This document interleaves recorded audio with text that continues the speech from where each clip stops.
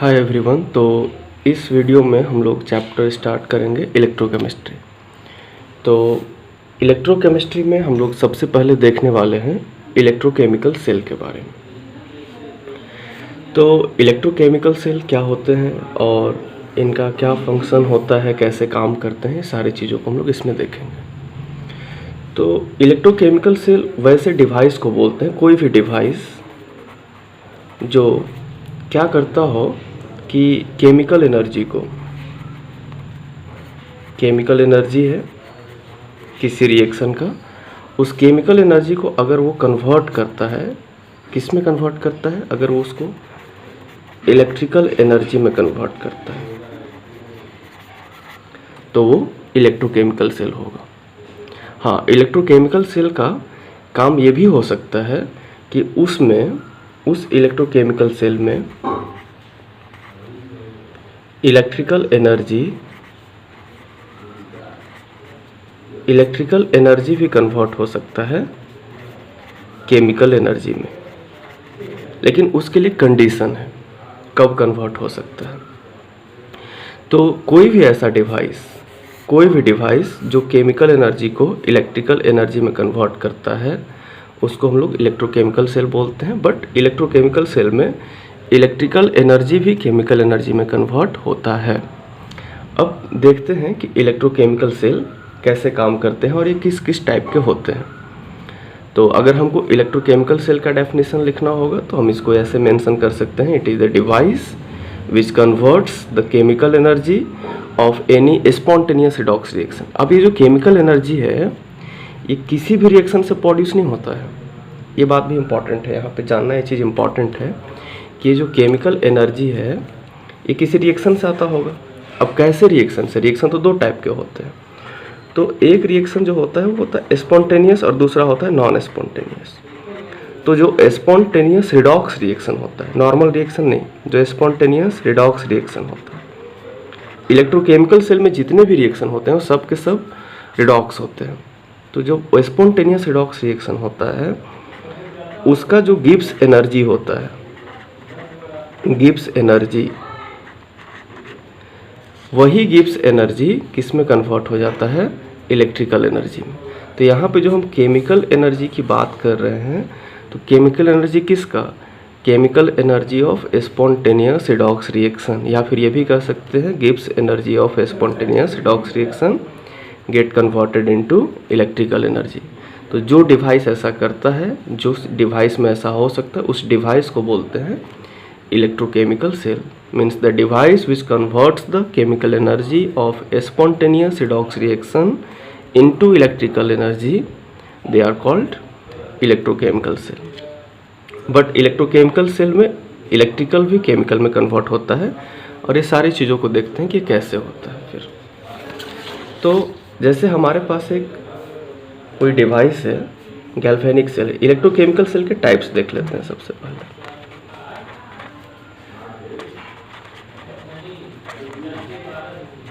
Electrochemical cell एक तो होता है गैल्वेनिक सेल, ये गैल्वेनिक सेल। अब गैल्वेनिक सेल का स्पेसिफिक काम है। गैल्वेनिक सेल क्या करता है कि वो कन्वर्ट करता है केमिकल को इलेक्ट्रिकल में, केमिकल एनर्जी को इलेक्ट्रिकल एनर्जी में वो कन्वर्ट करता है। ये गैल्वेनिक सेल का काम होता है, हमेशा वो यही करता है। गैल्वेनिक सेल, बैटरी भी एक गैल्वेनिक सेल है क्योंकि बैटरी से भी इलेक्ट्रिसिटी प्रोड्यूस होता है।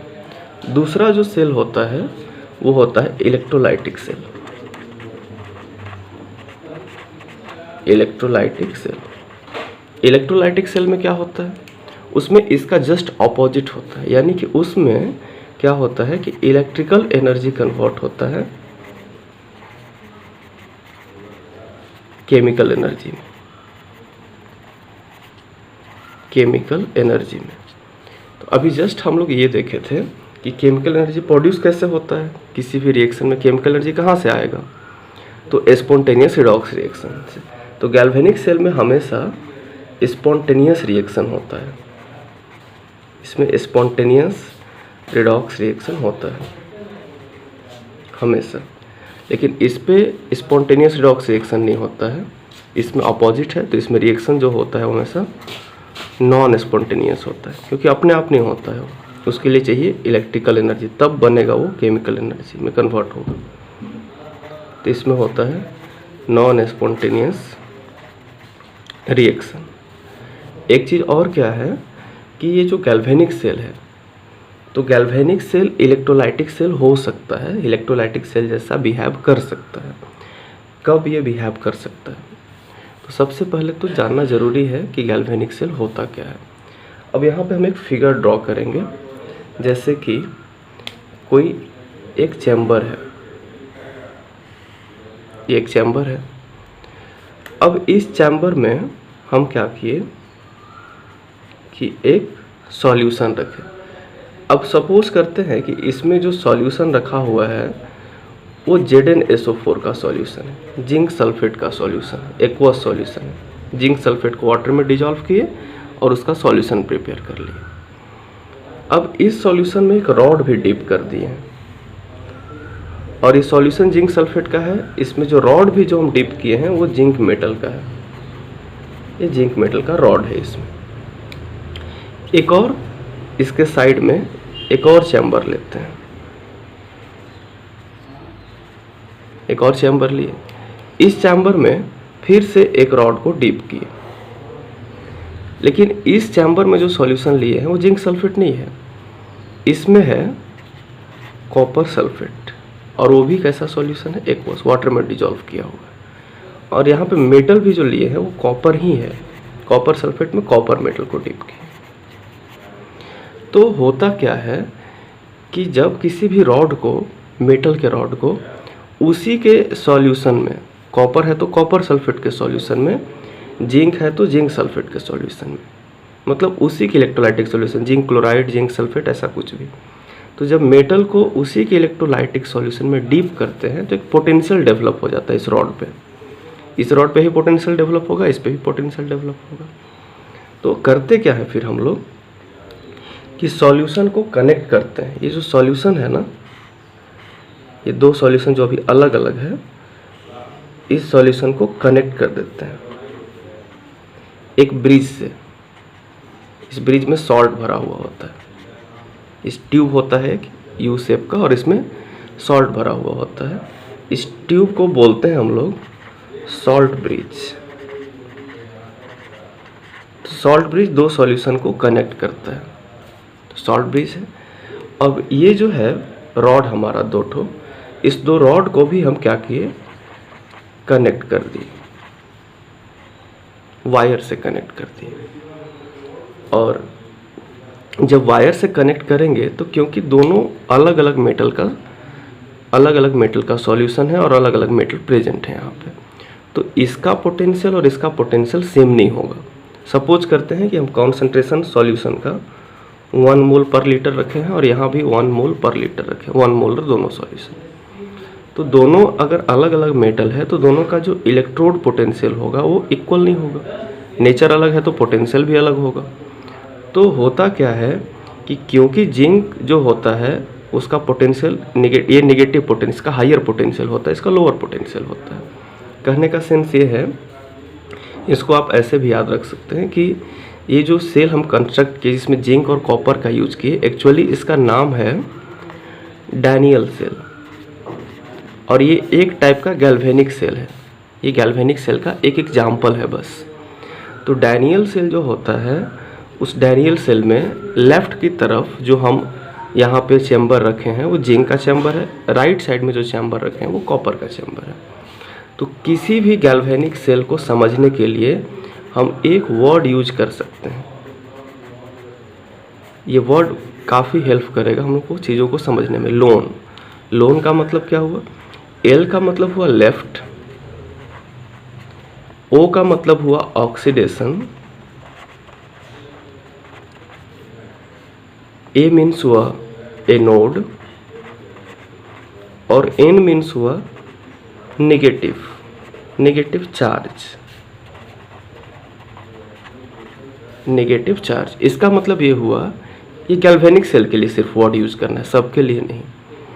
तो लेफ्ट में कौन होता है, लेफ्ट में हमारे पास कौन है, लेफ्ट में जो होता है, जो रॉड होता है हमारे पास, ये जो रॉड है हमारे पास, लेफ्ट में जो रॉड होता है उस पर क्या होता है, कौन सा प्रोसेस होता है, ऑक्सीडेशन। तो इस रॉड पे ऑक्सीडेशन होगा। फिर क्या, उस रॉड पे ऑक्सीडेशन होगा तो उसको क्या बोलेंगे, एनोड, यानी कि इसका नाम एनोड होगा। एनोड पे कैसा चार्ज होता है, हमेशा नेगेटिव, यानी कि एनोड पे, ये एनोड है तो इस पे चार्ज नेगेटिव होगा। अब अगर ये एनोड है तो ऑटोमेटिकली ये क्या हो गया, कैथोड। किसी भी गैल्वेनिक सेल में ऐसा होगा। अगर ये कैथोड है तो इस पे चार्ज कैसा होगा, फिर पॉजिटिव, क्योंकि ये तो नेगेटिवली चार्ज है। तो इलेक्ट्रॉन, दोनों का पोटेंशियल अगर अलग अलग होता है तो इलेक्ट्रॉन का फ्लो होता है। तो कहाँ से इलेक्ट्रॉन का फ्लो होगा, क्योंकि ये रॉड नेगेटिवली चार्ज है, ये रॉड पॉजिटिवली चार्ज है, तो इलेक्ट्रॉन जो है नेगेटिवली चार्ज होता है, तो इलेक्ट्रॉन किधर मूव करेगा, नेगेटिव की तरफ तो नहीं ही जाएगा ना, पॉजिटिव की तरफ जाएगा। तो इलेक्ट्रॉन हमेशा कैथोड की तरफ मूव करता है, मीन्स कि पॉजिटिवली चार्ज प्लेट की तरफ मूव करता है। अगर इलेक्ट्रॉन का डायरेक्शन जिंक से कॉपर है तो करंट बाय कन्वेंशन अपोजिट होता है। तो करंट का डायरेक्शन, आई अगर करंट है तो करंट का डायरेक्शन ये पॉजिटिवली चार्ज प्लेट से नेगेटिवली चार्ज प्लेट, मतलब कि कॉपर से जिंक की तरफ हो। इलेक्ट्रॉन जिंक टू कॉपर, तो जो करंट होगा वो कॉपर टू जिंक, ऐसे फ्लो करेगा। तो ये गैल्वेनिक सेल का एक फिगर हुआ। अब ये जो गैल्वेनिक सेल है ये वर्क कैसे करता है, तो ये वर्क कैसे करता है कि जिंक मेटल जो है यहाँ पे, ये जो जिंक मेटल का रॉड है, ये इलेक्ट्रॉन जा कहाँ से रहा है, जिंक ही मेटल, यहाँ से इलेक्ट्रॉन, बहुत सारा इलेक्ट्रॉन ये छोड़ रहा होगा। तो जब ये बहुत सारा इलेक्ट्रॉन्स को रिलीज़ कर रहा है, इलेक्ट्रॉन यहाँ से बाहर निकल जा रहा है, ऐसे वायर के थ्रू कॉपर तक पहुँच रहा है। तो जब जिंक इलेक्ट्रॉन को छोड़ रहा होगा तो कोई भी सोच सकता है कि जिंक जब इलेक्ट्रॉन को, जिंक मेटल है ये, और जिंक जब इलेक्ट्रॉन, जिंक से जब इलेक्ट्रॉन निकलेगा तो जिंक ऊपर कैसा चार्ज आएगा, जिंक तो 2 इलेक्ट्रॉन को रिलीज़ करता है वैसे, तो जब यहाँ से इलेक्ट्रॉन निकलेगा तो जिंक ऊपर कैसा चार्ज आ जाएगा, प्लस। तो ये जो जिंक रॉड है ये इलेक्ट्रॉन को रिलीज कर रहा है, रिलीज करते जा रहा है, तो इस रॉड पे कैसा चार्ज आते जा रहा होगा, प्लस, इलेक्ट्रॉन निकलते जा रहा है माइनस, तो Zn प्लस बनते जा रहा होगा। तो Zn प्लस बन के और कहाँ आते जाएगा, सॉल्यूशन में आते जाएगा। जैसे ही आयन बन जाएगा वो प्लस या माइनस, वो सॉल्यूशन में आ जाएगा। इस तरीके से इलेक्ट्रॉन इधर निकलते जाएगा और ये सॉल्यूशन में आयन आते जाएगा ऐसे। तो होगा क्या कि टाइम के साथ जो होगा रॉड का जो थिकनेस होगा वो धीरे धीरे कम होते जाएगा, क्योंकि जिंक जो है टूट टूट के सॉल्यूशन में आ रहा है। यानी कि इस रॉड पे, यहाँ पे क्या हो रहा है, जिंक जो है वो डिजॉल्व होते जा रहा है, जिंक घुलते जा रहा है, जिंक का रॉड, जिंक मेटल डिजॉल्व होते जा रहा है, उसका थिकनेस कम होते जाएगा। इसका अपोजिट, यहाँ से इलेक्ट्रॉन जब ऐसे ऐसे यहाँ तक पहुँचा तो इसमें तो इलेक्ट्रॉन आ रहा है बाहर से, ऊपर से इंटर किया इसमें, तो इलेक्ट्रॉन क्या करेगा कि कॉपर सल्फेट का सॉल्यूशन है इसमें प्रेजेंट है कॉपर सल्फेट, Cu2+ प्रेजेंट है। तो ये इलेक्ट्रॉन क्या करेगा ना कि ये इलेक्ट्रॉन कॉपर को अट्रैक्ट करेगा, क्योंकि इलेक्ट्रॉन नेगेटिवली चार्ज है और कॉपर पॉजिटिवली चार्ज है, तो कॉपर को इलेक्ट्रॉन चाहिए, तो कॉपर क्या करेगा कि कॉपर 2+ है, जो इलेक्ट्रॉन आ रहा है उसमें से 2 इलेक्ट्रॉन को कैप्चर करते जाएगा। तो +2 इलेक्ट्रॉन, इस कॉपर 2+ 2 इलेक्ट्रॉन को जब कैप्चर कर लेगा तो कॉपर न्यूट्रल हो जाएगा, न्यूट्रल होकर सॉलिड बन जाएगा। तो जैसे जैसे इलेक्ट्रॉन आते जाएगा, कॉपर जितने भी प्रेजेंट हैं सॉल्यूशन में, वो सारे कॉपर जितने साइड से प्रेजेंट होंगे सब धीरे धीरे इसको एब्जॉर्ब करते जाएंगे, और एब्जॉर्ब करके इस रॉड के ऊपर जमा होते चला जाएगा। यानी कि अगर ये रॉड है हमारा कॉपर का, तो इस रॉड के बाहर जितना भी सॉल्यूशन का कॉपर है वो सब आके यहाँ पे जमा होते चला जाएगा, यानी इस रॉड का थिकनेस बढ़ते चला जाएगा। तो यहाँ पे तो डिजॉल्व हो रहा है, तो कैथोड पे क्या हो रहा होगा, कॉपर डिजॉल्व नहीं हो रहा होगा, डिपॉजिट होते जा रहा होगा, कॉपर डिपॉजिट। तो एक तरफ थिकनेस कम होगा, दूसरी तरफ थिकनेस बढ़ते चला जाएगा। तो यही होगा यहाँ पे। तो ये सब चीज़ें यहाँ पे होती हैं। अब एक चीज़ और यहाँ पे जानना जरूरी है ये जो डैनियल सेल है इसका फिगर ध्यान में रखना है, कंस्ट्रक्ट करने की ज़रूरत नहीं है हर बार। अब ये जो डैनियल सेल है, अगर इसमें जिंक सल्फेट का कॉन्सेंट्रेशन 1 मोलर हो, कॉपर सल्फेट का भी कॉन्सेंट्रेशन 1 मोलर हो, तो इसमें जो पोटेंशियल डेवलप होता है कैथोड और एनोड के बीच में, उसका जो वैल्यू होता है वो वैल्यू होता है 1.1 वोल्ट। ये इसमें होता है पोटेंशियल डेवलप, ये सेल पोटेंशियल होता है। ये पूरा सेल हो गया, बैटरी हो गया, और इसका पोटेंशियल 1.1 वोल्ट का होगा। अब फिर से इसी फिगर को हम ड्रॉ करते हैं और आगे देखते हैं। जैसे हमारे पास अभी जो था, अभी जस्ट जो हम लोग ड्रॉ किए, वो था हमारे पास जिंक का रॉड था। इस रॉड में जिंक सल्फेट का सॉल्यूशन था जिसका कॉन्सेंट्रेशन 1 मोल पर लीटर था। एक सॉल्यूशन और था हमारे पास जिसमें कॉपर रॉड को डिप किए थे, कॉपर मेटल को, और इसमें जो सॉल्यूशन था वो कॉपर सल्फेट का सॉल्यूशन था और इसका कॉन्सेंट्रेशन था 1 मोलर। दोनों का कॉन्सेंट्रेशन 1 मोलर था। फिर सॉल्यूशन को कनेक्ट करते हैं हम लोग सॉल्ट ब्रिज से। ये सॉल्ट ब्रिज है, सॉल्ट ब्रिज से कनेक्ट किए थे, और फिर इसको एक्सटर्नली, इंटरनली तो सॉल्ट ब्रिज से कनेक्ट कर दिए, एक्सटर्नली क्या करते हैं, एक्सटर्नली भी कनेक्ट करते हैं इसको हम लोग, एक्सटर्नली वायर से कनेक्ट कर दिए। तो इलेक्ट्रॉन, क्योंकि जिंक ज़्यादा रिएक्टिव मेटल है, ये नेगेटिवली चार्ज होता है, ये पॉजिटिवली चार्ज होता है, तो इलेक्ट्रॉन नेगेटिव से पॉजिटिव की तरफ फ्लो करता है, तो करंट का डायरेक्शन इसके अपोजिट होगा, वो होगा कॉपर टू जिंक, और इलेक्ट्रॉन का डायरेक्शन होगा जिंक टू कॉपर। ये होगा। नेगेटिवली चार्ज प्लेट को बोलते हैं एनोड, पॉजिटिवली चार्ज प्लेट को यहाँ बोलेंगे हम लोग कैथोड। और ये जो कंस्ट्रक्शन है वो किसका है, डैनियल सेल का है। और डैनियल सेल क्या है, एक तरह का गैल्वेनिक सेल है। और अगर ये गैल्वेनिक सेल है तो क्या करता होगा, इलेक्ट्रिकल एनर्जी प्रोड्यूस करता होगा केमिकल एनर्जी से, केमिकल एनर्जी को इलेक्ट्रिकल में कन्वर्ट करेगा। तो यहाँ पे हम लोग ये देख रहे थे कि ये धीरे धीरे डिजॉल्व होते जा रहा था, ये डिपॉजिट होते जा रहा था। अब एक क्वेश्चन ये है कि मान लीजिए बाहर से हम एक बैटरी को यहाँ पे कनेक्ट कर देते हैं, कि बाहर से कोई अगर हम एक बैटरी यहाँ पे कनेक्ट कर दिए, अब बाहर से एक बैटरी कनेक्ट किए, उसका जो पोटेंशियल है अपोजिट पोटेंशियल है, वो अपोजिट पोटेंशियल है। तो बाहर से भी एक हम यहाँ पे बैटरी अप्लाई किए, एक करंट अप्लाई किए, लेकिन उसका पोटेंशियल इसके पोटेंशियल के डायरेक्शन के अपोजिट है। अगर इसमें करंट का डायरेक्शन इस तरफ है तो उसमें करंट का डायरेक्शन इस तरफ है, अपोजिट है दोनों का। तो हमारे पास जो इस बैटरी का जो वोल्टेज था, सेल पोटेंशियल था, वो कितना था, 1.1 वोल्ट था। अब बाहर से जो हम अपोजिट पोटेंशियल अप्लाई किए हैं, या कह लें कि हम जो एक्सटर्नल पोटेंशियल अप्लाई किए हैं, अगर वो एक्सटर्नल पोटेंशियल जो बाहर से अप्लाई किए उसका जो वोल्टेज है वो सेल पोटेंशियल से कम है, मतलब बैटरी का जो पोटेंशियल है उससे कम है, तो अगर बाहर का पोटेंशियल कम है तो उससे क्या फ़र्क पड़ेगा, तो उससे कोई इफेक्ट नहीं पड़ेगा, कोई इफेक्ट नहीं पड़ेगा, नो इफेक्ट।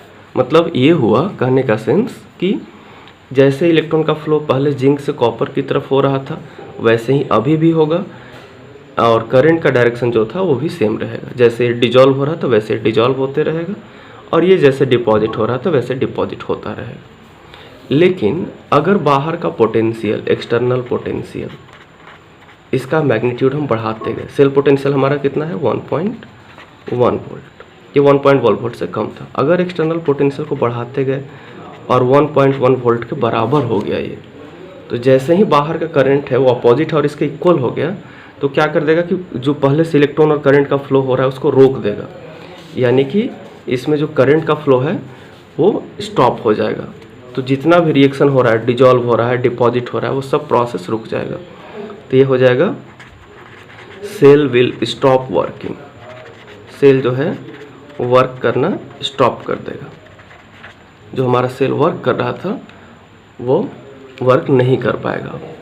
और एक सिचुएशन और हो सकता है, अगर एक्सटर्नल पोटेंशियल जो हम अप्लाई कर रहे हैं उसी का वोल्टेज ज़्यादा हो जाए, अगर वो 1.1 से ज़्यादा हो जाए, सेल पोटेंशियल से ज़्यादा हो जाए अगर वो, तब क्या होगा, तो जब उसी का मैग्नीट्यूड ज़्यादा हो गया तो वैसे सिचुएशन में क्या होगा कि इलेक्ट्रॉन का जो डायरेक्शन है वो रिवर्स हो जाएगा, क्योंकि बाहर का पोटेंशियल ही ज़्यादा पावरफुल हो गया, तो इलेक्ट्रॉन इधर जाने लगेगा। फिर तो इलेक्ट्रॉन अगर इधर जाने लगेगा तो करंट इधर नहीं जाएगा, फिर करंट इधर जाने लगेगा।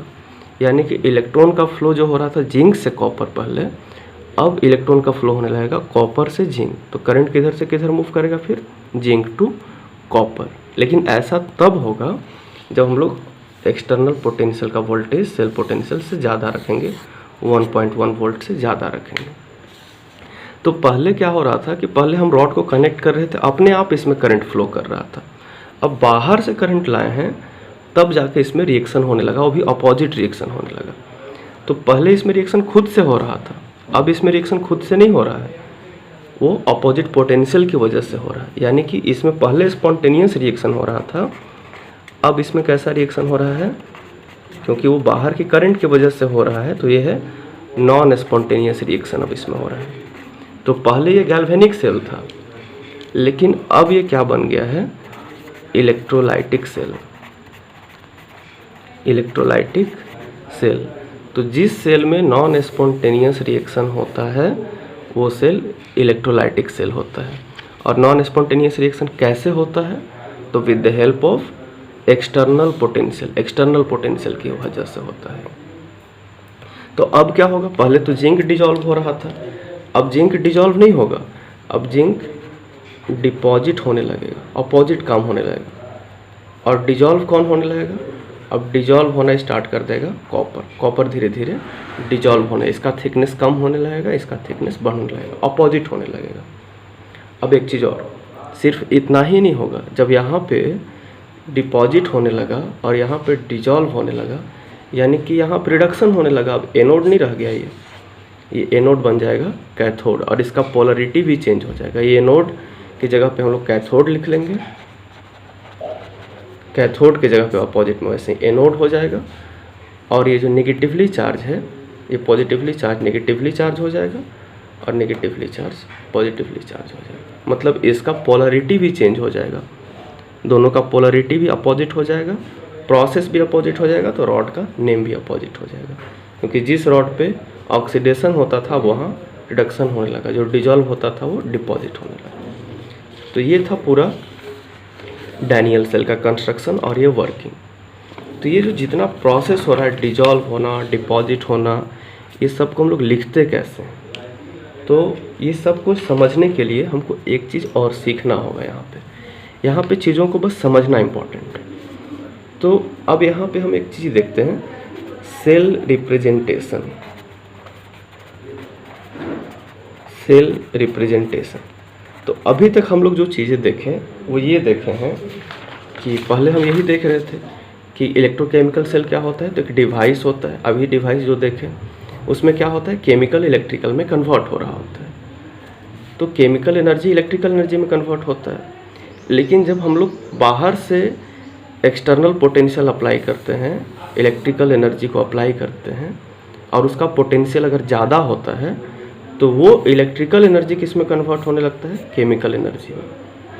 तो उस समय जब केमिकल इलेक्ट्रिकल में कन्वर्ट हो रहा है तब तक वो गैल्वेनिक सेल उसका नाम है, तब तक उसका नाम गैल्वेनिक सेल है। लेकिन जब इलेक्ट्रिकल केमिकल में कन्वर्ट होने लगा तो उसका नाम बदल कर हो जाएगा इलेक्ट्रोलाइटिक सेल। तो इलेक्ट्रोकेमिकल सेल में दोनों प्रोसेस हो सकते हैं। और अगर सिंपली अगर बोला जाए कि इलेक्ट्रोकेमिकल सेल है तो हमारा ध्यान जो है, हमारा दिमाग सिर्फ एक चीज़ पे जाना चाहिए। अगर एग्जाम में क्वेश्चन ऐसे हो कि व्हाट इज इलेक्ट्रोकेमिकल सेल और कुछ एग्जाम्पल्स हो, तो वहाँ पे हम सिर्फ एग्जाम्पल ये देंगे कि it is the device which converts the chemical energy of A spontaneous redox reaction into the electrical energy. Electrical energy को भी केमिकल में वो कन्वर्ट कर सकता है, बट वो कंडीशनल है। ऐसा तब होगा when we apply the external potential which voltage is greater than cell potential. ठीक है, तो ये दो तरीके का हुआ। अगर इसमें क्या होता है कि स्पॉन्टेनियस होता है तब तक वो गैल्वेनिक सेल, और नॉन स्पॉन्टेनियस होने लगता है तो इलेक्ट्रोलाइटिक सेल। इसीलिए दो तरीके का हम लोग पढ़े थे। अब सेल रिप्रेजेंटेशन, यहाँ पे सेल रिप्रेजेंटेशन मतलब कि गैल्वेनिक सेल का रिप्रेजेंटेशन हम लोग पढ़ने वाले हैं। कि कोई भी गैल्वेनिक सेल हो जिसमें करंट प्रोड्यूस होता है, गैल्वेनिक सेल मतलब बैटरी, तो उसको कैसे रिप्रेजेंट करेंगे। गैल्वेनिक सेल को ऐसे वोल्टाइक सेल भी बोलते हैं। तो रिप्रेजेंटेशन जो करते हैं उसमें दो हाफ होता है, दो चैम्बर लिए थे हम लोग। एक होता है एनोड एक तरफ और दूसरी तरफ होता है कैथोड। एनोड पे हमेशा कोई एक्सेप्शन नहीं है इस चीज़ का, एनोड की तरफ हमेशा क्या होता है ऑक्सीडेशन। तो सेल रिप्रेजेंटेशन हम लोग लिखेंगे तो पहली बार लिखेंगे ऑक्सीडेशन हाफ, फिर बीच में डबल वर्टिकल लाइन इस सॉल्ट ब्रिज को बता रहा है, और दूसरी तरफ लिखेंगे हम लोग रिडक्शन हाफ। तो फर्स्ट हाफ हमेशा ऑक्सीडेशन होगा, सेकेंड हाफ हमेशा रिडक्शन हाफ होगा। तो ऐसे लिखते हैं हम लोग, तो एक तरफ ऑक्सीडेशन हाफ एक तरफ रिडक्शन हाफ। अब जैसे हम लोग अभी जस्ट जो देखे थे उसी को थोड़ा समझ लें कि पहले क्या हो रहा था हमारे पास। जो हम यहाँ पे देखे थे डैनियल सेल, जो कि गैल्वेनिक सेल का एक एग्जाम्पल है, बहुत ऐसे हो सकते हैं। तो उसमें क्या हो रहा था कि जिंक से इलेक्ट्रॉन निकल रहा था, बिकॉज जिंक नेगेटिवली चार्ज था और कॉपर पॉजिटिवली चार्ज था।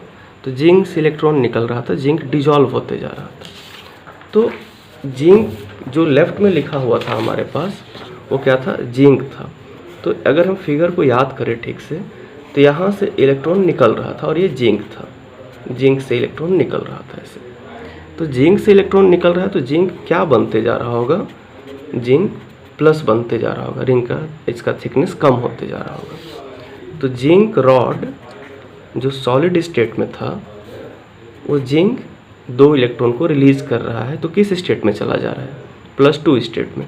तो लिख देंगे Zn सॉलिड, और इधर Zn सॉलिड क्या बन जा रहा है, Zn2+, और कहाँ चला जा रहा है, वाटर में, एक्वस मीडियम में। तो Zn2+, ऐसे लिख दी, जिंक से Zn2+ बन गया। फिर दे देंगे डबल वर्टिकल लाइन। दूसरा प्रोसेस क्या हो रहा था अगर उसको याद करें तो इलेक्ट्रॉन वो आ रहा था, फिर इंटर कर रहा था, किस में इंटर कर रहा था, कॉपर में। तो कॉपर का आयन था साइड में, बहुत सारे आयन्स थे, तो कॉपर का आयन उसको एब्जॉर्ब कर रहा था, उसी 2 इलेक्ट्रॉन को जो जिंक की तरफ से आया था। तो फिर क्या बन जाता है वो कॉपर सॉलिड। यही प्रोसेस हो रहा था वहाँ पे। तो दूसरी तरफ क्या हो रहा है कि कॉपर आयन जो वाटर में था पहले से, वो रॉड के पास आके 2 इलेक्ट्रॉन को एब्जॉर्ब कर रहा था। तो बन क्या जा रहा था, इसको नहीं लिखेंगे, तो बन क्या जा रहा था, सिंगल वर्टिकल लाइन देंगे, बन जा रहा था कॉपर सॉलिड, ये बन जा रहा था। तो हम यहाँ पे 2 प्रोसेस को ठीक से समझ सकते हैं। एक तरफ क्या हो रहा है कि जिंक सॉलिड से बन जा रहा है एक्वस, सॉलिड से एक्वस हो जा रहा है, मतलब सॉलिड से वाटर में चला गया, यानी कि यहाँ पे क्या होते जा रहा है, डिजॉल्व होते जा रहा है। तो एनोड पे डिजॉल्व होता है, सही चीज़ है ये। फिर दूसरी तरफ क्या हो रहा है कि वाटर में है वो और बन जा रहा है, रॉड पे जाके जमा हो जा रहा है, सॉलिड बन जा रहा है, यानी कि इधर डिजॉल्व नहीं हो रहा है, इधर हो रहा है डिपॉजिट। तो कैथोड पे डिपोजिशन होता है और एनोड पे डिजोल्यूशन होता है। ये ऐसा किसी भी गैल्वेनिक सेल में होता है। और ये जो रिप्रेजेंटेशन लिखे हम लोग, किस सेल का रिप्रेजेंटेशन लिखे हैं, ये डैनियल सेल का रिप्रेजेंटेशन है। तो कभी भी सेल का रिप्रेजेंटेशन हम लोग लिखते हैं तो ऐसे ही लिखते हैं, एक तरफ ऑक्सीडेशन हाफ एक तरफ रिडक्शन हाफ। इसको वेरीफाई भी कर सकते हैं कि ऑक्सीडेशन हाफ कैसे है ये। तो जिंक का ऑक्सीडेशन नंबर कुछ भी नहीं दिख रहा है तो क्या मान लिए 0, ऐसे लिखने की जरूरत नहीं है, बस वेरीफाई कर रहे हैं। तो इसका ऑक्सीडेशन नंबर 0, इसका ऑक्सीडेशन नंबर कितना दिख रहा है +2, तो 0 से +2 हुआ, वैल्यू बढ़ा, यानी कि ये क्या है, ऑक्सीडेशन हाफ है। इधर क्या है, कॉपर पहले से +2 था, बाद का जो कॉपर है वो क्या हो गया 0, प्लस से 0 वैल्यू कम हो गया, यानी कि ये है रिडक्शन हाफ। तो पहले ऑक्सीडेशन हाफ लिखेंगे, फिर रिडक्शन हाफ लिखेंगे। ये जो डबल वर्टिकल लाइन है ये क्या रिप्रेजेंट कर रहा है, सॉल्ट ब्रिज को, इसको रिप्रेजेंट कर रहा है, ये जिसको हम लोग यू शेप ट्यूब से रिप्रेजेंट किए थे। इसका काम क्या होता है, पहले तो ये कि वायर बाहर से कनेक्टेड है, अंदर से तो वायर है नहीं, तो सर्किट को कंप्लीट करता है। दूसरा क्या करता है कि ये सॉल्यूशन, इधर जिंक सल्फेट का सॉल्यूशन है, इधर कॉपर सल्फेट का सॉल्यूशन है। This rods completes the circuit and also this tube completes the circuit, and also this tube, I mean salt bridge, avoids the mixing of 2 solution, 2 solution के mixing को avoid करता है। this avoids the mixing of 2 solution and एक और काम होता है कि जैसे जैसे इसमें इलेक्ट्रॉन आते जाएगा ये निगेटिवली चार्ज होते जाएगा, और अगर ये निगेटिवली चार्ज होते जाएगा इधर से इलेक्ट्रॉन आने की वजह से, तो ये पॉजिटिवली चार्ज होते जाएगा। तो यहाँ पे प्लस बढ़ते जाएगा, यहाँ पे माइनस बढ़ते जाएगा। तो सॉल्यूशन के न्यूट्रलिटी को मेंटेन करना ज़रूरी होता है, प्लस या माइनस नहीं बनना चाहिए। तो न्यूट्रलिटी को भी मेंटेन करता है ये सॉल्ट ब्रिज। तो सॉल्ट ब्रिज का 3 मेजर फंक्शन हुआ। एक तो ये कि it avoids the mixing of 2 solution, दूसरा कि it completes the circuit, circuit को कंप्लीट करता है, बाहर से वायर्स अंदर से सॉल्ट ब्रिज, और तीसरा कि it maintains the neutrality of 2 solution, 2 solutions की न्यूट्रलिटी को मेंटेन करेगा, इधर नेगेटिव को कम करेगा, इधर पॉजिटिव को भी कम करेगा। और सॉल्ट ब्रिज में जो सॉल्ट होता है वो जनरली पोटेशियम नाइट्रेट यूज़ करते हैं, या पोटेशियम क्लोराइड भी कभी कभी यूज़ करते हैं। तो ये पोटेशियम नाइट्रेट सॉल्ट का इसमें यूज होता है। तो ये था गैल्वेनिक सेल का रिप्रेजेंटेशन। एक एग्जांपल और देख लेते हैं कि अगर हमारे पास कोई ऐसा गैल्वेनिक सेल होता है, जैसे कि एक सॉल्यूशन है, उसमें मैग्नीशियम मेटल है और मैग्नीशियम सल्फेट का सॉल्यूशन है। दूसरी तरफ है हमारे पास कोई दूसरा मेटल है, सपोज कर लेते हैं कि सिल्वर है, और इसमें सिल्वर नाइट्रेट का सॉल्यूशन है, और इसको हम कनेक्ट करती हैं ऐसे वायर से,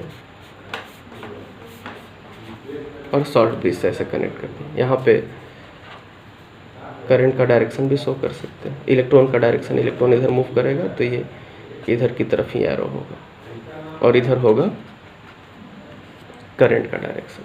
तो अब इसके लिए रिएक्शन लिखना है तो कैसे लिखेंगे? तो लेफ्ट में ये तो गैल्वेनिक सेल, एक चैम्बर 2 चैम्बर बना हुआ है, तो एक में ऑक्सीडेशन हो रहा होगा, दूसरे में रिडक्शन हो रहा होगा, यानी कि गैल्वेनिक सेल है, क्योंकि इसमें करंट का फ्लो हो रहा है रिएक्शन की वजह से। हम तो बस वायर से कनेक्ट किए, करंट का फ्लो होने लगा। तो पहले क्या लिखेंगे? Oxidation half. तो रिप्रेजेंटेशन इसका कैसे होगा? मैग्नीशियम है, किस स्टेट में है? सॉलिड में है।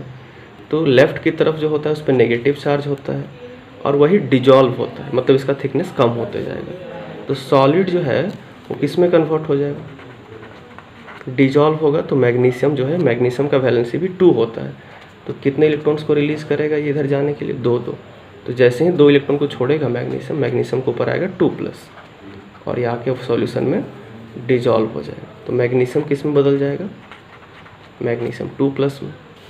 दूसरी तरफ क्या होगा कि वो इलेक्ट्रॉन जब इधर आएगा तो वो उस इलेक्ट्रॉन को कौन कैप्चर कर लेगा? सिल्वर आयन, सिल्वर Ag+ इसमें होगा, Ag+ उसको कैप्चर कर लेगा। तो Ag+ कैप्चर करेगा, फिर दूसरा Ag+ दूसरे इलेक्ट्रॉन को कैप्चर कर लेगा, क्योंकि सिल्वर का एक ही वैलेंसी होता है, तो 1+ लिख दिए। वाटर में था वो पहले, जब वो कैप्चर कर लेगा तो किस स्टेट में आ जाएगा? वो सॉलिड स्टेट में आ जाएगा। तो ये इसका रिप्रेजेंटेशन हो। यहाँ पे सिंगल वर्टिकल लाइन नहीं, डबल वर्टिकल लाइन हो, क्योंकि इधर रिडक्शन हाफ, इधर ऑक्सीडेशन। तो ये सेल रिप्रेजेंटेशन हुआ। तो ऐसे किसी भी गैल्वेनिक सेल का रिप्रेजेंटेशन हम लोग दिखा सकते हैं। अब रिएक्शन लिख सकते हैं। ये जो रिप्रेजेंटेशन है इससे रिएक्शन भी लिख सकते हैं। जैसे अगर हमको अलग अलग रिएक्शन लिखना है, इलेक्ट्रोड रिएक्शन लिखना है, इलेक्ट्रोड रिएक्शन को लिखना है। तो इलेक्ट्रोड रिएक्शन क्या होता है? इलेक्ट्रोड रिएक्शन मीन्स कि एट कैथोड क्या हो रहा है और एट एनोड, एनोड पे क्या हो रहा है। तो ये दोनों को लिखना होता है इलेक्ट्रोड रिएक्शन लिखना। कैसे लिख सकते हैं इसको? तो कैथोड की तरफ क्या हो रहा है कि सिल्वर जो है वो इलेक्ट्रॉन को कैप्चर करके डिपॉजिट होते जा रहा है। सिल्वर प्लस क्या बनते जा रहा है? Ag। पहले Ag+ था, बाद में बन गया सॉलिड। एक्वस था पहले, बाद में बना सॉलिड। बस अभी इस हाफ को देख रहे हैं, रिडक्शन हाफ को, क्योंकि कैथोड पे क्या होता है? रिडक्शन। तो सिल्वर प्लस एक्वस था, एक इलेक्ट्रॉन पे अब्जॉर्ब किया और वो बन गया सिल्वर सॉलिड। ये हो गया। एनोड पे क्या प्रोसेस हुआ? तो एनोड पे Mg था पहले सॉलिड, और वो बन गया Mg2+। तो जब भी कोई आयन पॉजिटिवली चार्ज होता है तो इलेक्ट्रॉन को लूज करता है। तो 2+ आया है तो 2 इलेक्ट्रॉन को लूज भी किया होगा वो, तो 2+ एक्वस ऐसे लिख दी। तो ये कैथोड का रिएक्शन हो गया, ये एनोड का रिएक्शन हो गया। अब हम चाहें तो इन दोनों रिएक्शन का यूज करके ओवरऑल रिएक्शन भी लिख सकते हैं। तो नेट रिएक्शन क्या होगा? तो नेट रिएक्शन लिखने के लिए कैथोड और एनोड दोनों के रिएक्शन को ऐड करना पड़ेगा। तो ऐड करते टाइम ये चीज़ ध्यान देना ज़रूरी है यहाँ पे कि इलेक्ट्रॉन जो है वो कैंसिल हो जाना चाहिए दोनों का। कैसे कैंसिल होगा? तो इस इक्वेशन में हमको मल्टीप्लाई, इक्वेशन अगर फर्स्ट है और ये सेकंड है तो फर्स्ट में इंटू करना पड़ेगा 2 से। तो 2 से जब इंटू करेंगे तो इलेक्ट्रॉन भी 2 हो जाएगा, Ag भी 2 हो जाएगा, Ag प्लस भी 2 हो जाएगा। तो होगा क्या कि ये इलेक्ट्रॉन एरो के लेफ्ट साइड है, ये एरो के राइट साइड में है, तो ये दोनों कैंसिल हो जाएगा। तो बचेगा क्या हमारे पास? 2 से इंटू करेंगे तो हो जाएगा ये 2Ag प्लस इलेक्ट्रॉन तो बचा नहीं एरो के इधर वाला, लेकिन इसमें एरो के इधर क्या बच रहा है? Mg solid. तो Mg सॉलिड लिख दिए। अब एरो के लेफ्ट साइड वाला पूरा काम हो गया। अब एरो देते हैं राइट साइड वालों को लिखते हैं। राइट साइड में कौन है?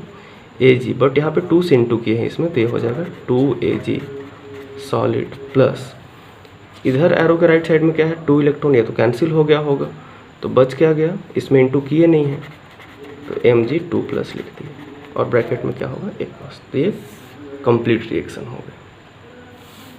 तो ऐसे रिप्रेजेंटेशन होगा तो उसको हम लोग अलग अलग इलेक्ट्रोड रिएक्शन भी लिख सकते हैं उससे, और नेट रिएक्शन भी फाइंड आउट कर सकते हैं। अब एक चीज़ और है, अगर रिएक्शन ही लिखा हुआ हो और रिप्रेजेंटेशन लिखना हो तब कैसे करेंगे? जैसे कि हमारे पास इस तरीके से लिखा हुआ है, अभी जो चीज़ें सीखे उसी को हम देखते हैं यहाँ पर, कि अगर हमारे पास हो कि कोई रिएक्शन लिखा हुआ है ऐसे Zn solid plus copper 2 positive aqueous, और प्रोडक्ट लिखा हुआ है copper solid plus Zn 2 plus aqueous, ऐसे कोई इक्वेशन लिखा हुआ है। अब क्या है, इस इक्वेशन से हमको रिप्रेजेंटेशन लिखना है। रिप्रेजेंटेशन क्या होगा इस गैल्वेनिक सेल का? तो इसको ऐसे सोचना चाहिए कि 2 तरह का रॉड दिख रहा है, जिंक है, एक कॉपर टाइप का रॉड दिख रहा है, तो 2 चैम्बर होगा, एक तरफ कैथोड होगा, एक तरफ ऑक्सीडेशन हाफ होगा, एक तरफ रिडक्शन हाफ होगा, तो 2 चैम्बर मिलके गैल्वेनिक सेल बनता है। तो गैल्वेनिक सेल है ये।